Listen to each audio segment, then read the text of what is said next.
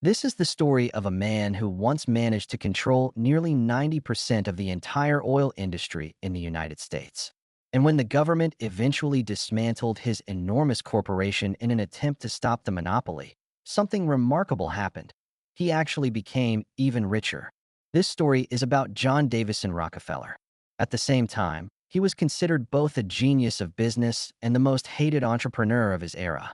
Yet he became the man who entered history as the first official billionaire in the world. Childhood in poverty. On July 8, 1839, in the small town of Richford, New York, a boy was born who would one day change the global economy. His mother, Eliza Rockefeller, was a deeply religious woman. She followed strict Baptist values: honesty, hard work, modesty, and faith in God. She raised her children with discipline and strong moral principles. But the boy's father was the complete opposite.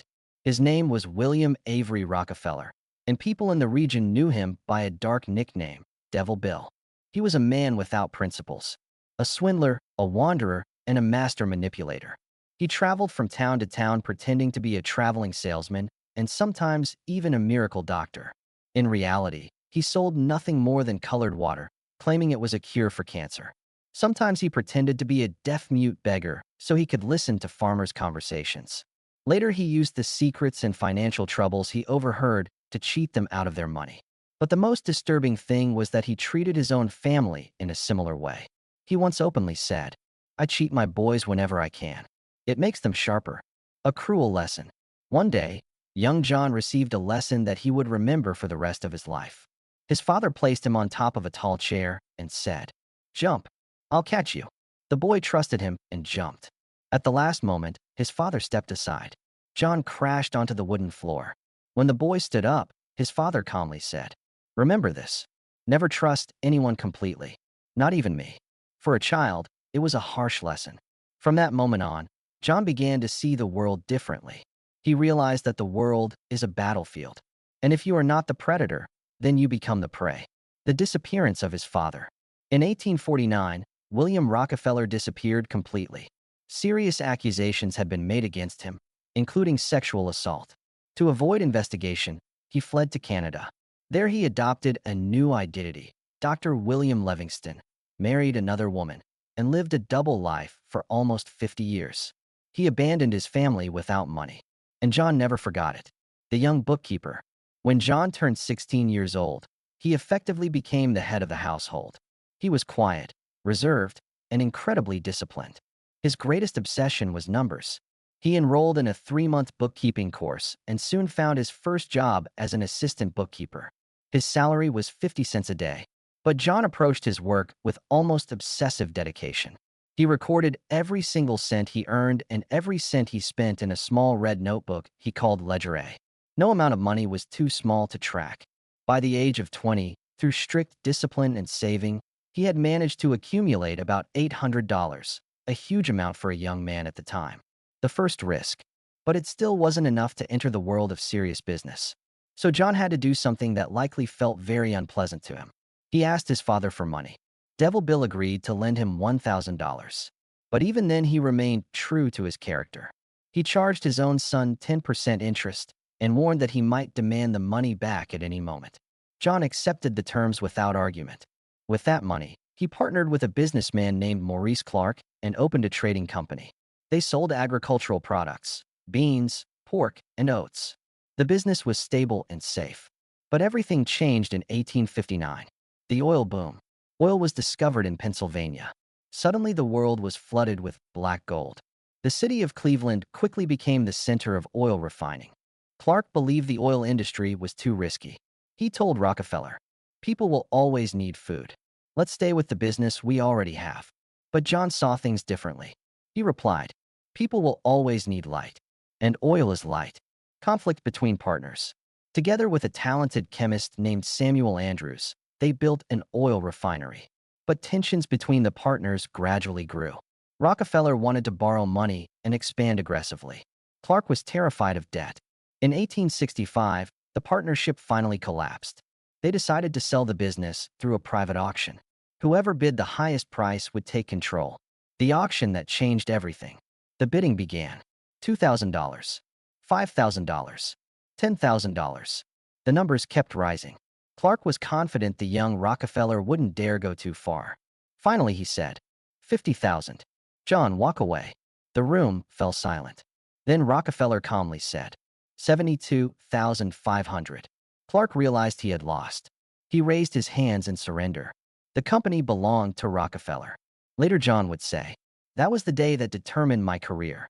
A new approach to oil. Rockefeller began running the business according to his own philosophy. At the time, oil refining was extremely inefficient.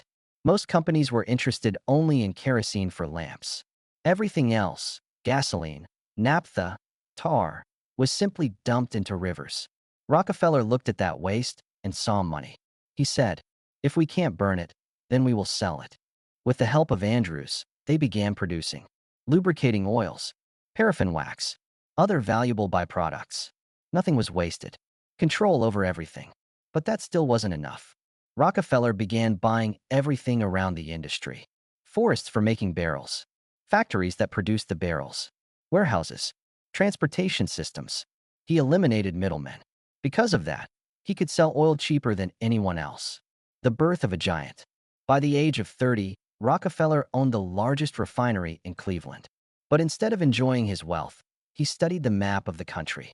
He saw hundreds of small oil companies competing with each other. To him, it was chaos, and he decided to bring order. Standard Oil. On January 10, 1870, the company Standard Oil was officially created. It wasn't just a company. It was a machine designed to absorb competitors. The secret deal. Rockefeller realized that the real power lay in the railroads. He made them an offer. He guaranteed 60 train cars of oil every single day. In return, he received massive shipping discounts, inside information about competitors, financial rebates on shipments made by rival companies. This system became known as the South Improvement Company. Mass acquisitions. In 1872, a period later known as the Cleveland Massacre took place. Within a few months, Rockefeller bought nearly every refinery in the city. Out of 26 companies, only 4 independent ones remained. Vertical integration. After that, he built what we now call vertical integration. He controlled everything: oil production, refining, transportation, packaging, distribution. Competitors literally could not operate without him. Global expansion. Rockefeller realized that the demand for oil was global. He began selling kerosene throughout Asia. In China, he even distributed millions of lamps for free. His logic was simple. If you give a man a lamp, he will buy your oil for the rest of his life. Enormous wealth. By the 1890s, Rockefeller's fortune exceeded $900 million. That was roughly 1.5% of the entire U.S. economy. The price of success. But success came at a cost. Rockefeller lost all his hair due to extreme stress. He lived mostly on milk and crackers. He became increasingly withdrawn from public life. The investigation. In 1902, journalist Ida Tarbell began investigating Standard Oil. Her father had once been ruined by Rockefeller's business practices. She spent 2 years gathering evidence. Her book exposed the hidden system behind the company. The trial. President Theodore Roosevelt launched a massive antitrust case. In 1911, the U.S. Supreme Court finally ruled. Standard Oil was an illegal monopoly. The company was broken into 34 separate corporations. Among them were companies that would later become Exxon, Mobil, Chevron. The paradox. But something unexpected happened. Rockefeller still owned large shares in all of the new companies. And when their stock values skyrocketed, his wealth increased even more. By 1916, he officially became the first billionaire in history. The final years. In his later life, Rockefeller turned heavily toward philanthropy. He founded the University of Chicago, the Rockefeller Foundation. His donations helped fight diseases such as yellow fever and hookworm. The end of a legend. On May 23, 1937, John D. Rockefeller died at the age of 97. He did not quite reach his goal of living to 100 years. But he exceeded another goal by an unimaginable margin. When he was young, he once dreamed of earning $100,000. He ended up making millions of times more. And he once said, I believe the ability to make money is a gift from God. And if I have been given that gift, then it is my duty to use it, and to use the wealth I create for the good of humanity. That's the story. Bye.